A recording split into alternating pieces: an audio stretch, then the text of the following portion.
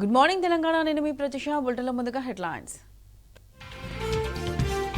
రుణమాఫీ కోసం అన్నదాతల సమర భేరీ, నేడు చేలో ప్రజాభవన్ కు పిలుపు. హామీలపై రేవంత్ సర్కార్ ని ఎండగట్టిన కేటీఆర్, బీసీ డిక్లరేషన్ ఏమైందని నిలదీత. అస్మదీయుల కోసమే ట్రిబుల్ 6 అష్టవంకరలు, ప్రభుత్వ పెద్దలకు మేలు చేసేలా మార్పులు.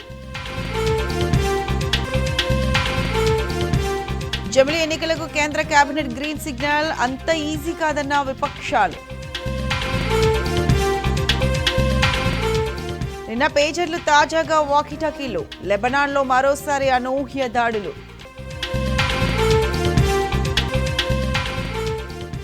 నేటి నుంచి భారత్ బంగ్లాదేశ్ మధ్య తొలి టెస్టు, అమీతుమీకి సిద్ధమంటున్న రెండు టీములు.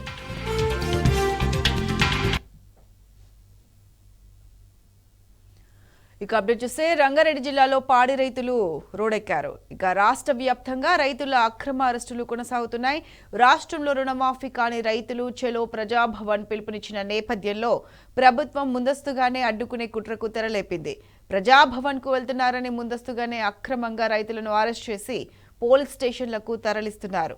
ప్రభుత్వ చర్యలతో ఆయా రైతుల కుటుంబాలు భయభ్రాంతులకు గురవుతున్నారు. రాష్ట్ర వ్యాప్తంగా ఇప్పటికే 10ల సంఖ్యలో రైతులను అరెస్ట్ చేసినట్లు సమాచారం.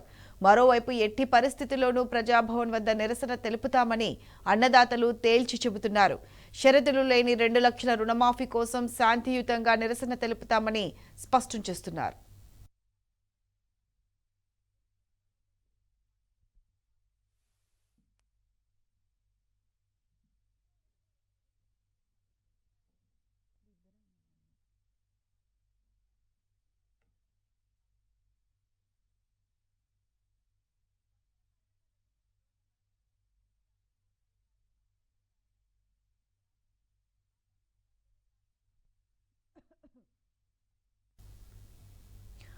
కాంగ్రెస్ సర్కార్ నెరవేర్చని హామీల కోసం అన్ని వర్గాల ప్రజలు పోరాటానికి సిద్ధమవుతున్నారు. రుణాలు మాఫీ కాని రైతులు పోరాటాన్ని ఉధృతం చేయాలని నిర్ణయించుకున్నారు. తక్షణమే తన రుణాలను మాఫీ చేయాలని ఇవాళ ప్రజాభవన్ ముట్టడికి అన్నదాతలు పిలుపునిచ్చారు. రైతులు, బీసీలు చేసే పోరాటానికి బీఆర్ఎస్ మద్దతు ఉంటుందని స్పష్టం చేశారు.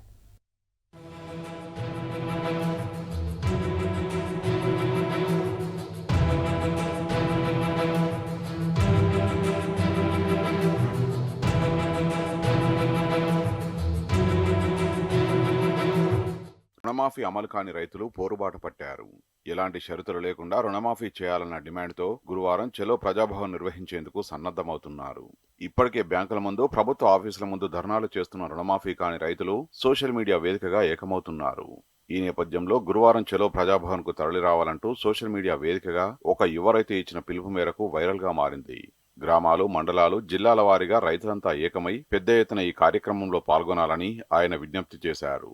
కాంగ్రెస్ ప్రభుత్వం మాఫీపై రైతులకు ఇచ్చిన మాట తప్పిందని ఆగ్రహం వ్యక్తం చేశారు. తెలంగాణ వ్యాప్తంగా ఇప్పటి వరకు రుణమాఫీ కాని రైతాంగం అంతా తమ కోసం తమరు ఇచ్చుకున్న పిలుపుగా భావించి ప్రతి ఒక్కరు ప్రతి గ్రామం నుంచి రుణమాఫీ కాని రైతాంగం అంతా హైదరాబాద్ చెలో ప్రగతి భవన్, చెలో ప్రజాభవన్ కార్యక్రమాన్ని విజయవంతం చేసి మన యొక్క ఆకాంక్షను పార్టీలకు అతీతంగా, ప్రాంతాలకు అతీతంగా మన యొక్క రైతాంగం యొక్క ఆకాంక్షను ప్రభుత్వానికి తెలియజేసి అర్హులైన ప్రతి ఒక్క రైతుకి షరతులు లేకుండా 2 లక్షల రుణాన్ని మాఫీ చేసే విధంగా ప్రభుత్వం నుంచి ఒక స్పష్టమైనటువంటి ప్రకటన వచ్చే విధంగా రైతాంగ శాంతియుతంగా వినతి పత్రం ఇవ్వడానికి ప్రతి ఒక్కరూ పెద్ద ఎత్తున తరలి వచ్చి ప్రభుత్వం పైన ఒత్తిడి తీసుకొచ్చే విధంగా కదులుతారని కోరుకుంటూ జై హింద్, జై కిసాన్. ఈ నెల 20న రాష్ట్ర కేబినెట్ సమావేశం జరుగుతున్న నేపథ్యంలో రుణమాఫీపై నిర్ణయం తీసుకునేలా ప్రభుత్వంపై ఒత్తిడి పెంచేందుకు రైతులంతా తరలి రావాలని కోరారు. తమ పోరాటానికి అన్ని కుల సంఘాలు మద్దతు తెలిపారని కోరారు. రుణమాఫీ కాలేదనే బాధతో రైతులు చనిపోతున్నారని, ఇప్పటికైనా ప్రభుత్వం ఎలాంటి షరతులు లేకుండా రుణమాఫీ చేయాలని డిమాండ్ చేశారు. సోషల్ మీడియా వేదికగా ఏకమవుతున్న రైతులు చెలో ప్రజాభవన్ ఆందోళనకు తరలివచ్చేందుకు సిద్ధమవుతున్నట్టు తెలిసింది. ఎక్కడికక్కడ గ్రామాల వారీగా రుణమాఫీ కాని రైతులు స్వచ్ఛందంగా ముందుకొస్తున్నట్లు తెలిసింది. ఎన్నికల సమయంలో ఎలాంటి షరతులు లేకుండా 2 లక్షల రూపాయల రుణమాఫీ చేస్తామని ముఖ్యమంత్రి రేవంత్ రెడ్డి రైతులకు హామీ ఇచ్చారు. అయితే కఠిన నిబంధనలు, షరతులతో అర్హులైన రైతుల సంఖ్యలో కోత పెట్టారు. దాదాపు 70 లక్షల మంది రుణగ్రహీతలు ఉండగా 42 లక్షల మందికి మాత్రమే రుణమాఫీ చేస్తామని ప్రభుత్వం ప్రకటించింది. ఇప్పటి వరకు 23 లక్షల మంది రైతులకు 18,000 కోట్ల రూపాయలు మాత్రమే మాఫీ చేసింది. ప్రభుత్వం పేర్కొన్న అన్ని అర్హతలు ఉన్న రైతుల్లో చాలా మందికి ఇంకా మాఫీ కాలేదు. దీంతో ఆయా రైతులు ఆందోళనకు సిద్ధమవుతున్నారు.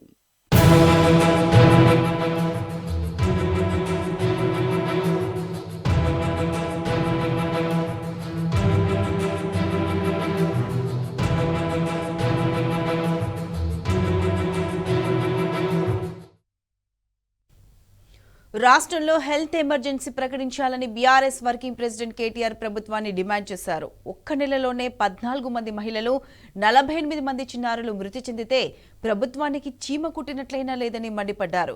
నిత్యం వందలాది మందికి ప్రాణం పోసే గాంధీ ఆసుపత్రిని ఇలాంటి దుస్థితికి తెచ్చారని తీవ్రస్థాయిలో ధ్వజమెత్తారు. ప్రజాపాలనలో ప్రభుత్వ ఆసుపత్రిలో మందులు లేకపోవడం కాంగ్రెస్ సర్కార్ అసమర్థ పాలనకు నిదర్శనమన్నారు కేటీఆర్. గాంధీ ఆసుపత్రి విషయంలో నేను చెప్పేది ఒకటే, ఈ ప్రభుత్వం పరిపాలనలోకి వచ్చిన తర్వాత గురుకులాల్లో పిల్లలకు బువ్వ లేదు, సరిగ్గా పేదల ప్రాణాలకు విలువ లేదు. గాంధీ ఆసుపత్రి ఒకనాడు మీరు అంటున్నారు పెద్ద ఆసుపత్రి, ఇక్కడ చాలామంది వస్తారని. కోవిడ్ సమయంలో ఇదే గాంధీ ఆసుపత్రి కదా వేలాది మంది ప్రాణాలు కాపాడింది. నడిపేవని సత్తా బట్టి ఉంటుంది, అంతేగాని కుంటి సాకులు ఎత్తుకోవడం కాదు. ఒక్క నెలలో, ఆగస్టు నెలలో 68 మంది పిల్లలు, 14 మంది బాలింతలు మరణించిన మాట వాస్తవం కాదా? 82 మంది ఒక ఆసుపత్రిలో మరణించింది వాస్తవం కాదా?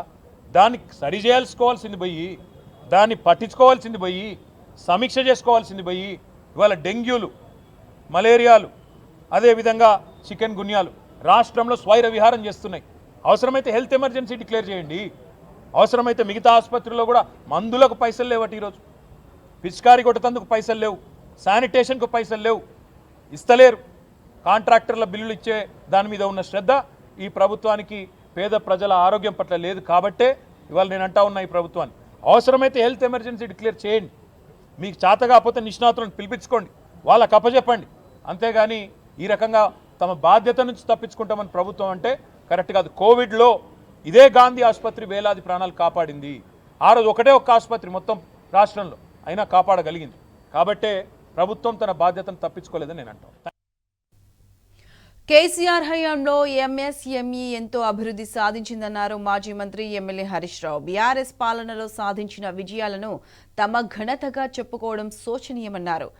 ఎంఎస్ఎంఈలను దేశానికి ఆదర్శంగా నిలిపామని గుర్తు చేశారు. తెలంగాణలోని ఎస్సీ, ఎస్టీ మహిళలకు 30% ఉద్యోగ అవకాశాలు లభించాయని తెలిపారు. ఎంఎస్ఎంఈ రంగంలో స్థిరమైన వృద్ధిని నమోదు చేసి ఇతర రాష్ట్రాలకు ఆదర్శంగా నిలిపామని తెలిపారు. కానీ కాంగ్రెస్ ప్రభుత్వం మాత్రం బీఆర్ఎస్ పాలనలో సాధించిన ఘనతను వారి ఖాతాలో వేసుకుంటూ గొప్పలు చెప్పుకుంటుందని హరీష్ రావు ఎద్దేవా చేశారు.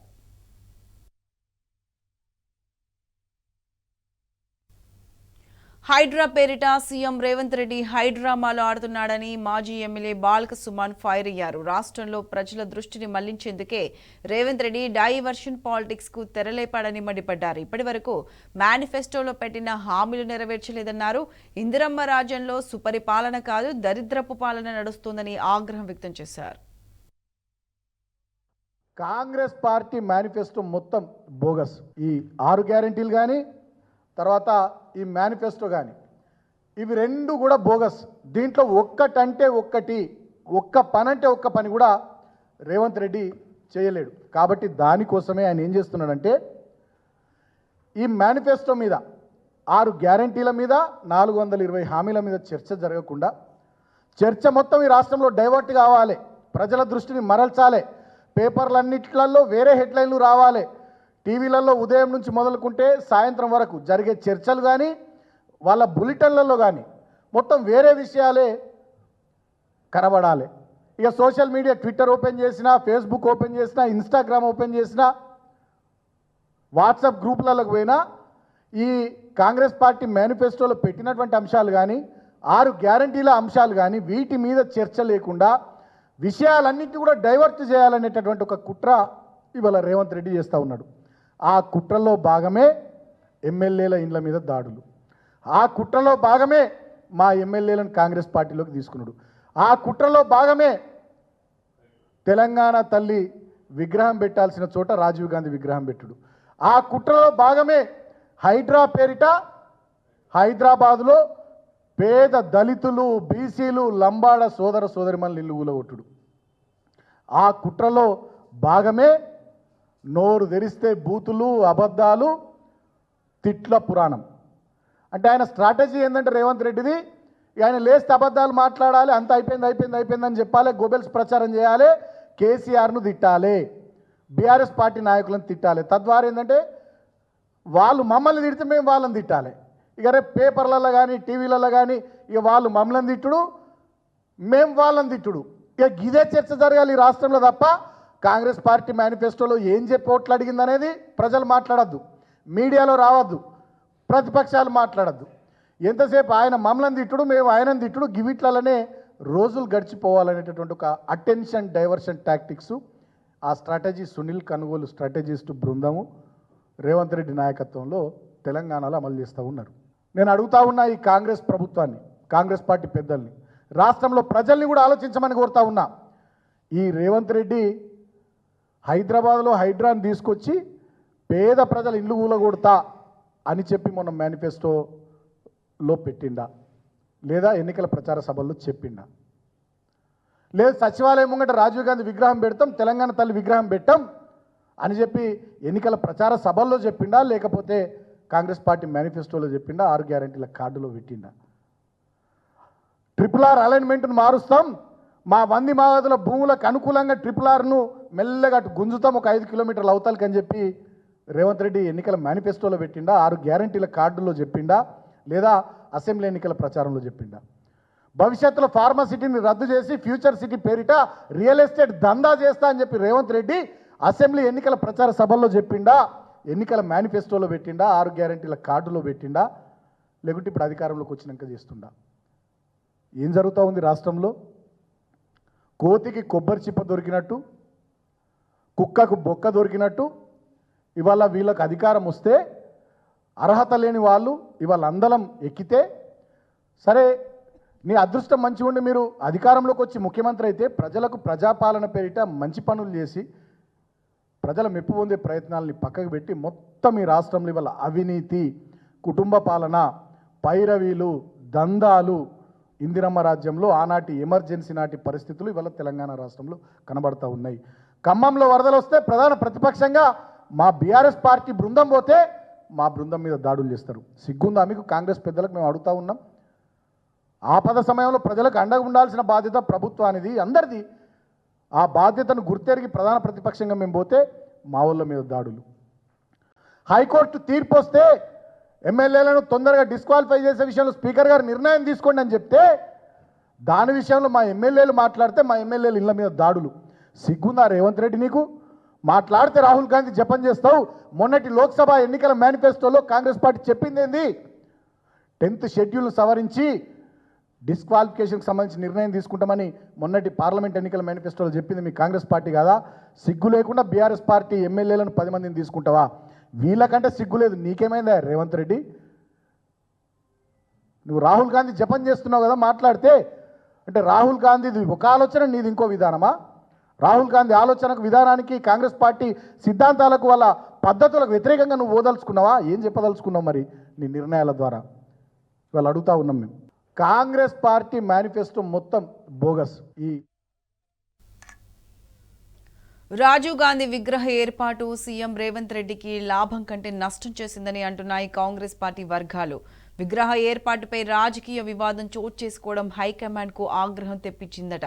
విగ్రహ ఆవిష్కరణకు ఢిల్లీ పెద్దలు మొహం చాటేయడానికి అసలు కారణం అదే అంటున్నాయి అస్సాం పార్టీ శ్రేణులు. అధికారంలోకి వస్తే విగ్రహాన్ని తొలగిస్తామని బీఆర్ఎస్ పదే పదే ప్రకటించడాన్ని ఎప్పటికప్పుడు హైకమాండ్కు చేరవేస్తున్నారట రేవంత్కు గిట్టని నేతలు. విగ్రహ ఏర్పాటుతో అధిష్టానం వద్ద జరిగిన నష్టాన్ని పూడ్చే పనిలో సీఎం రేవంత్ నిమగ్నమయ్యారని అంటున్నాయి గాంధీ భవన్ వర్గాలు.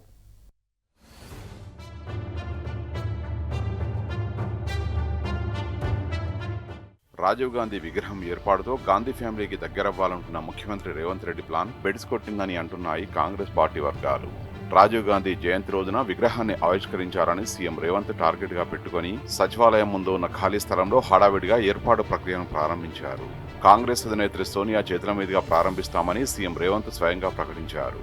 సోనియా రాని పక్షంలో రాహుల్ లేదా ప్రియాంకతో ఆవిష్కరించాలని రేవంత్ భావించినా వారెవరూ రావడానికి సుముఖత వ్యక్తం చేయలేదట. అందుకు ప్రధాన కారణం రాజీవ్ గాంధీ విగ్రహ ఏర్పాటులో రాజకీయ దుమారమే కారణమంటున్నాయి కాంగ్రెస్ శ్రేణులు. గత ప్రభుత్వంలో తెలంగాణ తల్లి విగ్రహాన్ని ఏర్పాటు చేయాలని ఆనాటి పాలకులు భావించిన అనివార్య కారణాలతో అది కాస్త ఆలస్యమైందట. అయితే దాన్ని అడ్వాంటేజ్ గా తీసుకున్న సీఎం రేవంత్ గాంధీ ఫ్యామిలీకి దగ్గర కావాలంటే రాజీవ్ గాంధీ విగ్రహ ఏర్పాటే సరైందని, దీంతో వారి మన్ననల్ని పొందవచ్చని భావించారట. కానీ ఇది కాస్త పొలిటికల్ హీట్ పెంచడంతో ఢిల్లీ పెద్దలు ఎవరు విగ్రహావిష్కరణకు ఆసక్తి చూపకపోగా సీఎం రేవంత్ కి క్లాస్ పీకారట.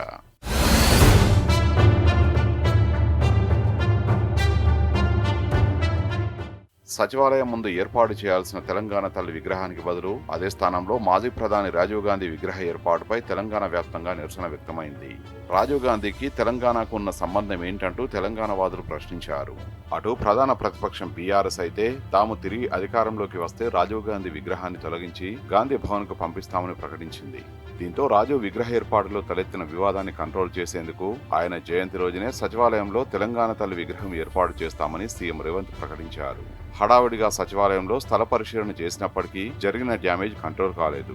రేవంత్ మాటలకు హైకమాండ్ పెద్దలెవరూ కన్విన్స్ కాకపోవడంతో విగ్రహావిష్కరణకు రావడానికి విముఖత వ్యక్తం చేశారట. దీంతో చేసేదేమీ లేక గణేష్ నిమజ్జనానికి ఒక్కరోజు ముందు హడావిడిగా సీఎం రేవంత్ రాజీవ్ గాంధీ విగ్రహాన్ని ఆవిష్కరించడానికి అసలు రీజన్ అదే అంటున్నాయి కాంగ్రెస్ పార్టీ వర్గాలు. అయినా రాజీవ్ గాంధీ విగ్రహ ఏర్పాటులో తలెత్తిన వివాదం తగ్గకపోవడంతో అధిష్టానం సీఎం రేవంత్ పై గుర్రుగానే ఉందట.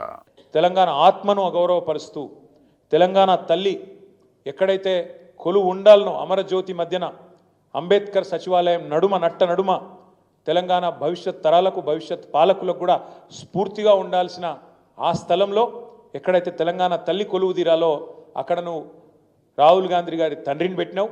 తప్పకుండా మళ్ళీ చెప్తా ఉన్నా, సకల మర్యాదలతో మేము మళ్ళీ ప్రభుత్వంలోకి వచ్చిన మరుక్షణమే సకల మర్యాదలతో ఆ విగ్రహాన్ని అక్కడి నుంచి తిరిగి నీ గాంధీ భవన్కు పంపిస్తాం. అంతగానం ప్రేమ ఉంటే జూబ్లీహిల్స్లో ఇంట్లో పెట్టుకో లేదా ఇంకో కాడ పెట్టుకో, కానీ అక్కడ మాత్రం ఖచ్చితంగా తెలంగాణ తల్లి ఉంటుంది. ఇది జరిగి తీరుతుంది, రాసి పెట్టుకోమని చెప్పి కూడా ఈ నిమజ్జనం రోజు చెబుతూ రాష్ట్రంలో రాజీవ్ గాంధీ విగ్రహ ఏర్పాటుతో కాంగ్రెస్ పార్టీకి గాంధీ ఫ్యామిలీకి వచ్చిన లాభం కంటే నష్టమే ఎక్కువ జరిగిందన్నది ఢిల్లీ పెద్దల అంచనా అని హస్తం పార్టీ వర్గాలు అంటున్నాయి. సీఎం రేవంత్ అనాలోచిత నిర్ణయం వల్ల కాంగ్రెస్ కు గాంధీ కుటుంబానికి జరుగుతున్న డ్యామేజ్ ను హైకమాండ్ కు చేరవేసే పనిలో పడ్డారట పార్టీ సీనియర్లు. కేబినెట్ లో కీలకంగా ఉన్న మంత్రులు ఢిల్లీకి వెళ్లి రాజీవ్ గాంధీ విగ్రహం వల్ల రేవుతున్న రాజకీయ దుమారాన్ని పార్టీ పెద్దలకు ఎప్పటికప్పుడు చేరవేస్తున్నారట. బీఆర్ఎస్ నేతల తాజా ప్రకటనని సైతం చేరవేశారట. తాజాగా ఢిల్లీకి వెళ్లిన ఒక కీలక మంత్రి ఈ విషయంతో పాటు కేబినెట్ విస్తరణ, నామినేటెడ్ పదవులపైన చర్చించే ఛాన్స్ ఉందని హస్తం పార్టీ నేతలు అంటున్నారు. రాజీవ్ గాంధీ గారు అంటే గౌరవం ఉన్నా కూడా ఈయన ఆడక్కడ విగ్రహం పెట్టి రాజకీయ వివాదంలోకి రాజీవ్ గాంధీని లాగి రాజీవ్ గాంధీని ఈయన అగౌరవపరిచాడు. ఈ దేశంలో ఒక రాజీవ్ గాంధీ గారే ఉన్నారా, ఇక ఒక గాంధీలే ఉన్నారా, ఇంకెవరు లేరా?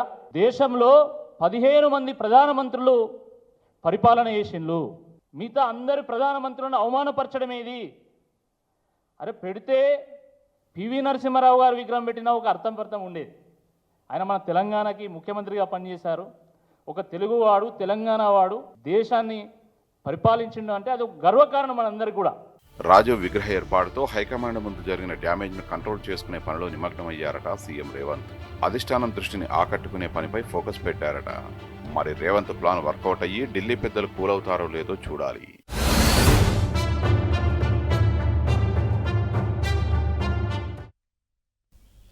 రాష్ట్రాన్ని విషజ్వరాలు వణికిస్తున్నాయి. పారిశుద్ధ్యం పడికేయడంతో దోమలు రెచ్చిపోతున్నాయి. మలేరియా, డెంగ్యూ, చికెన్ గునియా వంటి వ్యాధులు విజృంభిస్తున్నాయి. సర్కార్ దవాఖానాలో సరైన వసతులు, మందులు లేక ప్రజలు తీవ్ర ఇబ్బందులు పడుతున్నారు.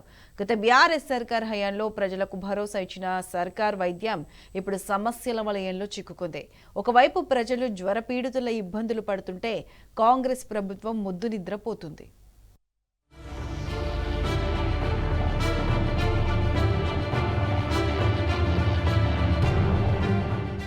విషజ్వరాలు రాష్ట్రాన్ని చుట్టుముట్టాయి. ఏ ఇంట్లో చూసినా వైరల్ ఫీవర్ల బాధితులే కనిపిస్తున్నారు. విషజ్వరాలతో ప్రజలు ఇబ్బందులు పడుతున్నా సర్కారు మొద్దు నిద్రపోతోంది. ప్రభుత్వ దవాఖానాలను గాలికొదిలేయడంతో రాష్ట్రంలో ఆరోగ్య వ్యవస్థ పూర్తిగా పడకేసింది. హాస్పిటల్స్లోని ఒక్కో బెడ్డుపై 2-3 రోగులకు చికిత్స అందించాల్సిన దుస్థితి. డాక్టర్లు, సిబ్బంది కొరతతో రోగులు అల్లాడిపోతున్నారు. మరోవైపు మందుల కొరత, డిస్పెన్సరీల్లో కనీసం టాబ్లెట్లే లేని దుస్థితి. మందుల కోసం బడ్జెట్ ఇవ్వాలన్న సోయి కూడా ఈ ప్రభుత్వానికి లేకుండా పోయింది. ఏజెన్సీలు హెచ్చరించినా సర్కారులో చెరడమే కనిపించడం లేదు. ప్రజల ప్రాణాలతో ఎందుకు చెలగాటమాడుతున్నారు? ఎందుకింత నిర్లక్ష్యం?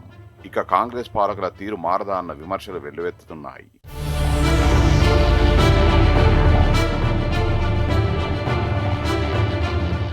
కాంగ్రెస్ ప్రభుత్వ నిర్లక్ష్యంతో యావత్ తెలంగాణ మంచం పట్టింది. అసలే వ్యాధుల కాలం, దానికి తోడు పారిశుద్ధ్యం పడకేసింది.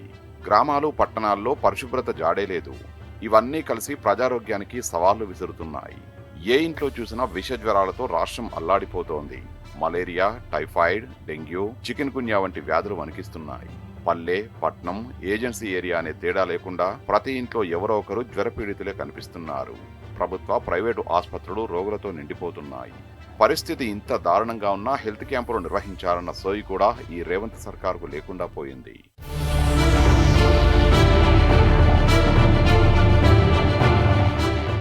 ఆసుపత్రుల్లో వైద్యం నుంచి రోగులకు ఇచ్చే మందుల వరకు అన్నింటిలోనూ నిర్లక్ష్యమే రాజ్యమేలుతోంది. నిరుపేద రోగులకు అండగా నిలిచే బస్తీ దవాఖానాల్లో మందుల పంపిణీ ఎప్పుడో ఆగిపోయింది. ఒకప్పుడు బీఆర్ఎస్ హయాంలో బస్తీ దవాఖానాల్లో 58 రకాల టాబ్లెట్లు ఇస్తే ఇప్పుడు వాటిని సరఫరా చేసే పరిస్థితి కూడా లేదు. సర్కారీ దవాఖానాల్లో టాబ్లెట్లు లేక ప్రైవేటు మెడికల్ షాపుల్లో మందులు తెచ్చుకోవాలంటూ డాక్టర్లే సూచిస్తున్నారు. దీంతో జనం ప్రైవేటు ఆసుపత్రులకు వెళ్లక తప్పని పరిస్థితి ఏర్పడింది. చికిత్స పేరుతో వేలకు వేలు ఖర్చు పెట్టాల్సి వస్తోంది. మలేరియా, టైఫాయిడ్, డెంగీ, చికెన్ గున్యాతో ప్రజలు ఆసుపత్రులకు పరుగులు తీస్తున్నారు. రాష్ట్రంలోని ప్రభుత్వ, ప్రైవేటు ఆసుపత్రులు రోగులతో నిండిపోయాయి.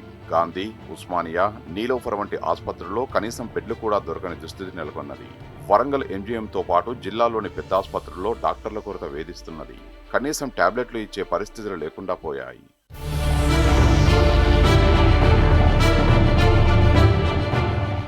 గతంలో బీఆర్ఎస్ ప్రభుత్వం వైద్య రంగానికి అధిక ప్రాధాన్యత ఇచ్చేది. గ్రామాలు, పట్టణాల్లో పరిశుభ్రతకు ప్రాధాన్యత ఉండేది. గ్రామాల్లో ఎక్కడికక్కడ పారిశుద్ధ్య నిర్వహణను పక్కాగా పాటించేవారు. పచ్చదనం, పరిశుభ్రతపై సమగ్రమైన ప్రణాళికను నాటి కేసీఆర్ సర్కార్ ఫాలో అయింది. కానీ ఇప్పుడు అంతా నిర్లక్ష్యం.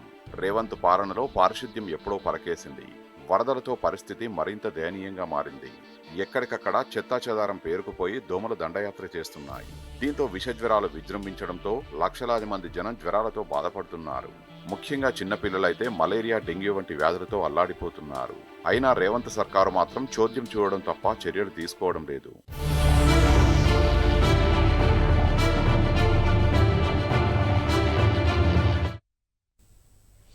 రాష్ట్ర వ్యాప్తంగా ఆరోగ్య మిత్ర కార్యకర్తలు నిరవధిక సమ్మె ప్రారంభించారు. హైదరాబాద్లోని ఆరోగ్యశ్రీ ట్రస్ట్ కార్యాలయాన్ని ముట్టడించారు. వేతనాలు పెంచాలని, క్యాడర్ మార్చాలని డిమాండ్ చేస్తున్నారు. గతంలోనే సమ్మెకు వెళ్లాలని నిర్ణయించిన వరదల కారణంగా ఇన్నాళ్లు వాయిదా వేసుకున్నారు. తమ విజ్ఞప్తిపై రాష్ట్ర ప్రభుత్వం నుంచి ఎలాంటి స్పందన రాకపోవడంతో సమ్మెకు దిగారు. పొద్దు నుంచి శాంతియుతంగా ధర్నా చేస్తున్నామని తెలిపారు. ఏ అధికారి పట్టించుకోవట్లేదని, కనీసం మంచినీళ్లు కూడా ఇవ్వలేదని మండిపడ్డారు. శాంతియుతంగా ధర్నా చేస్తుంటూ మాపై జులుం చేస్తున్నారని ఆగ్రహం వ్యక్తం చేస్తున్నారు. అటు ఆరోగ్య మిత్ర కార్యకర్తల సమ్మెతో ఆసుపత్రుల్లో రోగులకు ఆరోగ్యశ్రీ సేవల్లో అంతరాయం ఏర్పడింది. ఖాళీ చేయమని చెప్తున్నాడు విజిలెన్స్ ఆఫీసర్ అంట. పొద్దుగాల నుంచి సీరియస్ గా ఇక్కడ నుంచి కాల్ చేయండి చెప్తుండు. మార్నింగ్ నుంచి ట్రస్ట్ లో నీళ్ళు లేదు. లేడీస్ బాత్రూమ్ పోనికే కూడా అవకాశం లేదు. ఎక్కడెక్కడ బంధించుండు. ఈయన పొద్దుసారి సీరియస్ గా మాట్లాడుతున్నాడు. ఈయన ఎంప్లాయీ, మేము ఎంప్లాయీ. ఆయన ఎంప్లాయీ, పెద్ద ఎంప్లాయీ ఉండొచ్చు, మేము చిన్న ఎంప్లాయీ ఉండొచ్చు. కానీ మాకు కూడా అవకాశం ఇవ్వాలి. మా సమస్యలు ఏదో తీర్చుంటాడు ఆయన. పొద్దుగాల నుంచి ఏమి లేదు. మేము 17 సంవత్సరాల నుండి జీతం చేస్తున్నాం. మేము పొద్దున్న నుండి శాంతియుతంగా ధర్నా చేస్తున్నాం. ఆయననే కావాలని రెచ్చగొట్టి ప్రభుత్వం నుంచి అవార్డు తీసుకోవాలని చూస్తున్నాడు తప్ప మమ్మల్ని రెచ్చగొట్టి తీసుకెళ్లాలని చూస్తున్నాడు. పొద్దున్న నుండి ఇంత శాంతియుతంగా ఎక్కడ ఎవరు చేయలేరండి. మేము చేస్తున్నాం ఇంత శాంతియుతంగా. ఆయనకు అవార్డు ఇస్తారా మరి సీఎం రేవంత్ రెడ్డి? ఇంకేమైనా గొప్ప అవార్డు తీసుకోవాలనుకుంటున్నాడేమో మరి విజిలెన్స్ ఆఫీసర్. శాంతియుతంగా చేస్తున్నాము. ఆ విజిలెన్స్ ఆఫీసర్ వచ్చి గల్లబట్టి బయటికి నూకడము ఇలాంటి విషయాలు చేస్తున్నాడు. మార్నింగ్ నుంచి శాంతియుతంగానే చేస్తున్నాము. ఎలాంటి ఇబ్బంది ఎవరు కూడా ఇబ్బంది కలిగించలేదు. ఆయన వచ్చి గల్లబట్టి బయటికి నూకడము, మమ్మల్ని ఏదో విధంగా చేయడము, ఆయనకన్నా సీనియర్లే మేము. ఆయన నిన్న మొన్న రావచ్చు కానీ 17 సంవత్సరాల నుంచి ఇక్కడ చేస్తున్నాము. ప్రెసిడెంట్ గారు లీడర్స్ అందరూ కూడా డిస్ట్రిక్ట్ వైజ్ లీడర్స్ అందరూ కూడా ఇప్పటిదాకా మినిస్టర్ దగ్గరికి వెళ్ళారు. మినిస్టర్ గారికి మాట కోసం పోయొచ్చారు. తీరా వచ్చిన తర్వాత అందరికీ శాంతింపజేస్తూ మాటలు ఇస్తున్న టైంలో ఒక ప్రెసిడెంట్ అనేది ఒక ప్రెసిడెంట్ తోసేయడం, ఆయన తిట్టడము, లేకపోతే లీడర్ని కొట్టడము ఎంతవరకు న్యాయం అండి? మేము సాటి ఎంప్లాయీసే కదా. ఉదయం నుంచి ఆడపిల్లలు తిండి తిప్పాలి లేక నీళ్లు లేకుండా ఉన్నారు రోడ్డు పైన. కడుపు కాళ్ళందుకు ఇక్కడ దాకా రోడ్డు దాకా వచ్చిండు. రోడ్డు పైన వచ్చి ధర్నా చేస్తున్నారు. అది కూడా శాంతియుతంగా చేస్తున్నారు. ఎవరిని కూడా కనీసం తిండి లేకుండా తిప్పలు లేకుండా ఎందుకు శాంతియుతంగా కూర్చున్నారు ఇక్కడ? లేకుంటే ఉదయం నుంచి ధర్నాలు గొడవలు చేసేవాళ్ళు కదా. కలిసి ఎవరు ఒక నీళ్ళు కూడా చేయలేకపోయినా ఆయన మాకు మేమే తెచ్చుకొని తిన్నాం, ఎండకు నీడ కూర్చొని శాంతిగా ఉంటే ఆయన వచ్చి మళ్ళీ చేసుకోవడము. ఒక ఎంప్లాయీ పైన చేస్తే ఎలా ఉంటుంది పరిస్థితి? తిండి తిప్పలేని పైన చేస్తే ఎట్లా ఉంటుంది? ఎందుకు అనుకుంటారండి వీళ్ళు కూడా? చదువు ఎంప్లాయీస్ కదా. మాకంటే ఆయన ₹1,00,000 తీసుకుంటాం, మేము 10,000 తీసుకుంటున్నాము. 10,000 తీసుకున్నంత మాత్రం చిన్న వాళ్ళం అయిపోతామా? మాకంటే జీవితం కదా. మాకంటే ఒక వాల్యూ లేదా? ఇష్టం వచ్చినట్టు చేయలేసుకోవడం, తిట్టడం ఏంది, రెచ్చగొట్టడం ఏంది? జానీ మాస్టర్ కేసు కీలక మలుపు తిరిగింది. జానీ మాస్టర్ పై నార్సింగి పోలీసులు ఫోక్సో కింద కేసు నమోదు చేశారు. మైనర్ గా ఉన్న సమయంలోనే ముంబై హోటల్లో అత్యాచారం చేశాడని లేడీ కొరియోగ్రాఫర్ ఫిర్యాదు చేశారు. పరారీలో ఉన్న జానీ మాస్టర్ ను పట్టుకునేందుకు ఇప్పటికే 4 ప్రత్యేక బృందాలు గాలిస్తున్నాయి.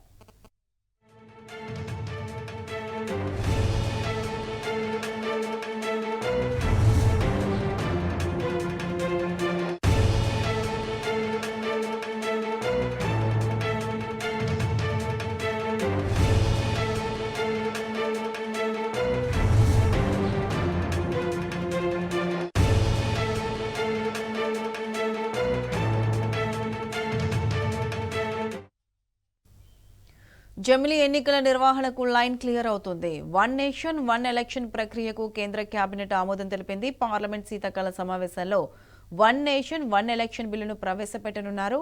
మాజీ రాష్ట్రపతి రామ్నాథ్ కోవింద్ కమిటీ అందజేసిన రిపోర్టుకు కేంద్ర కేబినెట్ ఆమోదం తెలిపింది. రామ్నాథ్ కోవింద్ నేతృత్వంలోని కమిటీ 1 నేషన్ 1 ఎలక్షన్ ప్రతిపాదన చేసింది. గత సెప్టెంబర్లో ఆ ప్యానెల్ ఏర్పాటైంది. లోక్సభ ఎన్నికలకు ముందే కోవింద్ ప్యానెల్ తన నివేదికను కేంద్ర ప్రభుత్వానికి అందజేసింది. న్యాయశాఖ ఆ రిపోర్టును ఇవాళ కేంద్ర కేబినెట్ ముందు ప్రవేశపెట్టింది.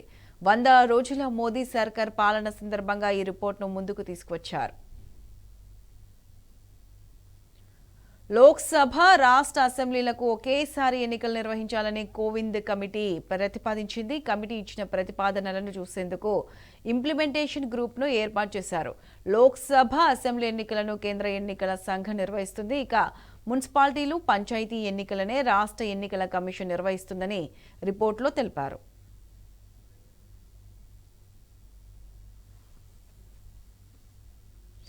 జమిలీ ఎన్నికల విషయంలో కేంద్ర ప్రభుత్వం మరింత స్పష్టత ఇవ్వాల్సిన అవసరం ఉందన్నారు బీఆర్ఎస్ వర్కింగ్ ప్రెసిడెంట్ కేటీఆర్. ఎన్నికల నిర్వహణలో కేంద్రం ఏ విధంగా ముందుకు వెళ్తుందో స్పష్టం చేయాలన్నారు. దేశవ్యాప్తంగా జమిలీ ఎన్నికలను ఏ విధంగా నిర్వహించబోతుందో మరిన్ని వివరాలను అన్ని పార్టీలకు ఇవ్వాలన్నారు. మరోవైపు జనాభా లెక్కలతో పాటు సీట్ల విభజన, రీఆర్గనైజేషన్ జరగాల్సిన అవసరం ఉందని కేటీఆర్ తెలిపారు. త్వరలోనే బీఆర్ఎస్ కూడా జమిలీ ఎన్నికలపై పార్టీపరమైన నిర్ణయాన్ని తీసుకుంటుందని స్పష్టం చేశారు. ఎన్నికల విషయంలో ఇప్పుడే చూశాను, కేంద్ర ప్రభుత్వం ఏదో చేస్తా ఉన్నది, ఏదో నిర్ణయం తీసుకున్నదని. నేను అనేదల్లా ఒక్కటే, కేంద్ర ప్రభుత్వం పూర్తిగా వివరంగా చెప్పాలి ఎట్లా చేయబోతున్నారు జమిలీ ఎన్నికలు. ఎందుకంటే మొన్ననే పార్లమెంట్ ఎన్నికలు పూర్తయినాయి. మరి పార్లమెంట్ ఎన్నికలు పూర్తయినాయి, తదుపరి ఎన్నికలు 5 ఏళ్ళకి 2029లో ఉన్నాయి. మరి జమిలీ ఎన్నికలు అంటే నెక్స్ట్ ఎలక్షన్ లోపల మొత్తం అన్ని రాష్ట్రాల ప్రభుత్వాలు రద్దు చేసి ఒకటేసారి తీసుకొస్తారా, లేదా దశల వారీగా తీసుకొస్తారా, ఏ రకంగా తీసుకొస్తారో కేంద్ర ప్రభుత్వం ముందు తన వైఖరి విడమర్చి చెబితే. ఎందుకంటే ఇప్పుడు 5 రాష్ట్రాల ఎన్నికలు ఉన్నాయి జనవరి, ఫిబ్రవరిలో. అసలు ఏం చేయబోతున్నారు? ఎందుకంటే ఒకవైపు సెన్సస్ చేయాలి, జనగణన చేయాలి, మరొక వైపు డీలిమిటేషన్ జరగాలి, మరొక వైపు విమెన్ రిజర్వేషన్, మహిళా రిజర్వేషన్ బిల్లు ఆమోదించారు కాబట్టి దాన్ని అమల్లోకి తీసుకొని రావాలి. తదుపరి 1 నేషన్ 1 ఎలక్షన్ అంటున్నారు. ఇది ఏ రకంగా తీసుకొస్తారు? కేంద్ర ప్రభుత్వం విడమర్చి వివరంగా చెప్పిన తర్వాత మా పార్టీ కూడా తన అభిప్రాయాన్ని మేము, ఎందుకంటే నేను ఒక్కడిగా చెప్పలేను, మేము కూడా మళ్ళీ ఇక్కడే పెద్దలందరితో కూర్చొని, పెద్దలు కేసీఆర్ గారి నాయకత్వంలో ఒక పార్టీగా ఆలోచించే అవసరమైతే మా రాష్ట్ర కమిటీ, మా లెజిస్లేచర్ పార్టీ, మా పార్లమెంటరీ పార్టీ అందరం కూడా కూర్చొని ఒక నిర్ణయం తీసుకొని ఒక అభిప్రాయాన్ని మీతో నేను పంచుకుంటాను. Thank you. BRS working president KTR Vinayaka Chavithi వేడుకల్లో పాల్గొన్నారు. ఉప్పల్ నియోజకవర్గం ఈసీఎల్ టీఎస్ ఐఐసి కాలనీలో గణపయ్యను దర్శించుకున్నారు. అనంతరం నిర్వహించిన ప్రత్యేక పూజల్లో కేటీఆర్ పాల్గొన్నారు. బీఆర్ఎస్ నాయకుడు సింగిరెడ్డి సోమశేఖర్ రెడ్డి అధ్యక్షతన యువసేన యూత్ అసోసియేషన్ ఆధ్వర్యంలో ఈ ఘననాథుడిని ప్రతిష్ఠించారు. ఈ పూజలో మాజీ మంత్రి MLA Malla Reddy, MLA Bandari Lakshma Reddy, MLC Shabipur Raju పాల్గొన్నారు.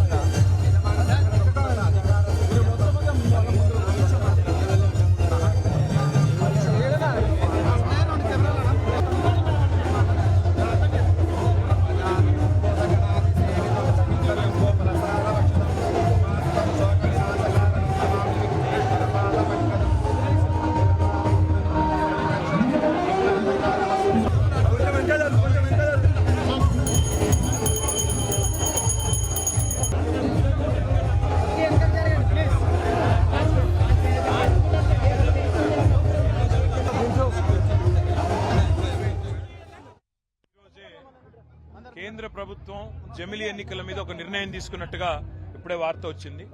కాకపోతే వాస్తవం ఏమంటే మొన్ననే పార్లమెంట్ ఎన్నికలు ముగిసినాయి. మరి ఇంకా 5 ఏళ్ల తర్వాత నెక్స్ట్ ఎలక్షన్ ఉంది. ఈ లోపల జరగాల్సింది భారతదేశంలో సెన్సస్ జరగాలి, డిలిమిటేషన్ జరగాలి, మహిళా రిజర్వేషన్ ఇంప్లిమెంటేషన్ జరగాలి. ఇవన్నీ జరిగిన తర్వాత మరి అప్పుడు ఉన్న రాష్ట్ర ప్రభుత్వాలను రద్దు చేస్తారా లేక మరి కొన్ని రాష్ట్రాలకే పరిమితం చేస్తారా ఇవన్నీ కూడా ఇంకా తెలియదు. అన్ని విషయాలు బయటకు వచ్చిన తర్వాత సావధానంగా మా పార్టీలో కూడా కూర్చొని పెద్దలు కేసీఆర్ గారి నాయకత్వంలో మా స్టేట్ కమిటీ, అదేవిధంగా రాష్ట్రంలోని ముఖ్య నాయకులు, మా ఎమ్మెల్యేలు, ఎమ్మెల్సీలు అందరినీ కూడా సంప్రదించిన తర్వాత, అందరితో చర్చించిన తర్వాత, పూర్తి వివరాలు తెలుసుకున్న తర్వాత మా అభిప్రాయం తెలియజేస్తాం. సుమారు 6 నెలల విరామం తర్వాత భారత క్రికెట్ జట్టు సొంతగడ్డపై టెస్టు సిరీస్కు సిద్ధమైంది. బంగ్లాదేశ్తో 2 మ్యాచ్ల టెస్ట్ సిరీస్లో భాగంగా ఇవాల్టి నుంచి తొలి టెస్ట్ ఆడనుంది. చెన్నైలోని ఎంఏ చిదంబరం స్టేడియం వేదికగా ఈ మ్యాచ్ జరగనుంది. ఈ ఏడాది ఆరంభంలో సొంతగడ్డపై ఇంగ్లాండ్ను ఓడించిన తర్వాత రోహిత్ సేన ఆడనున్న తొలి టెస్ట్ ఇదే. త్వరలో న్యూజిలాండ్తో 2 టెస్టులు, నవంబర్ నుంచి బార్డర్ గవాస్కర్ ట్రోఫీ ఆడనున్న నేపథ్యంలో భారత్కు బంగ్లాతో సిరీస్ కీలకం కానుంది. మరోవైపు ఇటీవలే పాకిస్తాన్ వారి గడ్డపైనే 2 టెస్టుల్లోనూ ఓడించి జోరు మీదున్న బంగ్లా భారత్కు షాక్ ఇచ్చేందుకు అస్త్రశస్త్రాలను సిద్ధం చేసుకుని బరిలోకి దిగుతుంది. స్పిన్కు అనుకూలించే చిదంబరం స్టేడియంలో ఇరు జట్లలోనూ నాణ్యమైన స్పిన్నర్లు ఉండడంతో ఈ టెస్టు రసవత్తరంగా సాగే అవకాశం ఉంది.